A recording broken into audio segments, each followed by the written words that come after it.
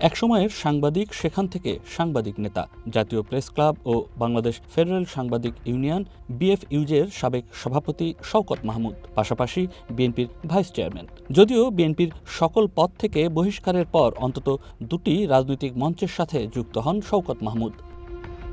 রোববার দুপুর 12:30টার দিকে রাজধানী থেকে তাকে আটক করে গোয়েন্দা পুলিশ। সরকার উৎখাতের ষড়যন্ত্রে জড়িত থাকার অভিযোগের মামলায় বাংলাদেশি বংশোদ্ভূত আমেরিকান নাগরিক এনায়েত করিম চৌধুরী 20 সেপ্টেম্বর গ্রেপ্তার হন। সেই মামলায় শওকত মাহমুদকে গ্রেপ্তার করা হয়েছে বলে জানিয়েছে গোয়েন্দা পুলিশ।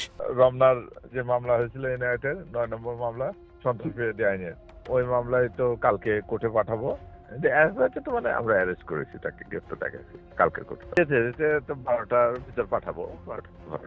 5 আগস্ট গণ অভ্যুত্থানের মধ্যে দিয়ে রাজনৈতিক পট পরিবর্তনের পর গত 25 এপ্রিল জনতা পার্টি বাংলাদেশ নামে একটি রাজনৈতিক দলের আত্মপ্রকাশ ঘটে, যার চেয়ারম্যান চিত্রনায়ক ইলিয়াস কাঞ্চন এবং মহাসচিব হিসেবে শওকত মাহমুদ সামনে আসেন। এর আগে জাতীয় ইনসাফ কমিটি নামে এক মঞ্চের সদস্য সচিব হিসেবেও সামনে আসেন শওকত মাহমুদ।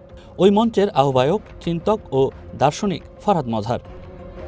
এর আগে 2023 সালের 21 মার্চ শওকত মাহমুদকে বিএনপির ভাইস চেয়ারম্যান সহ দলের সব পদ থেকে বহিষ্কার করা হয়। সেই সময়ও তার বিরুদ্ধে বিএনপি ভাঙার ষড়যন্ত্রের অভিযোগ ওঠে। আওয়ামী লীগ সরকারের সময় তার বিরুদ্ধে 35টির বেশি মামলা ছিল, আর গ্রেফতার হয়েছেন একাধিকবার। নয়ন আদিত্য, ওয়ান নিউজ, ঢাকা।